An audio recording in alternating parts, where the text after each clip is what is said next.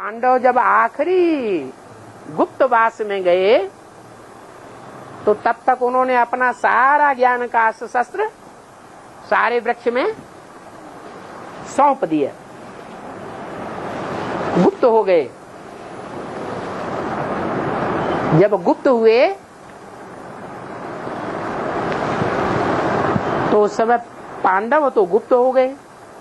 कौरवों ने क्या समझा? कौरवों ने क्या समझा कि हम विश्व के मालिक बन गए या नहीं बन गए है? वो समझते हैं कि हम विश्व के मालिक बन गए। अब वो तो गए गड्ढे में। लेकिन जब युद्ध शुरू होता है, युद्ध जब शुरू होता है तो जब विनाश शुरू होगा, युद्ध शुरू होगा, उस समय सभी उठ करके खड़े हो जाएंगे आखिरी सीन में, या कोई पड़े हुए रह जाएंगे? आखिरी सीन में सब उठ करके खड़े हो जाते हैं। वो पांडवी आत्माएं भी उठ करके खड़ी हो जाती हैं पुरुषार्थ में, लेकिन उससे पहले वो अपने ज्ञान शस्त्रों को रिवाइज करके फिर एकाग्र करते हैं। वो ज्ञान के शस्त्र जब एकाग्र हो जाते हैं तो बीज रूप स्टेज से सारे काम स्वतः ही सिद्ध होते हैं।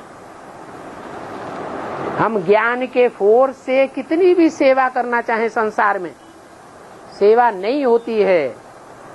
लेकिन जब हम स्वस्थिति में स्थित हो जाएं, अव्यक्त स्टेज में स्थित हो जाएं, तो सारे कार्य बाप दादा हमसे कराते हैं, हमें सोचने की दरकार नहीं रहती है। तो ये है ज्ञान को सार में समाना और ज्ञान को विस्तार में ले जाना।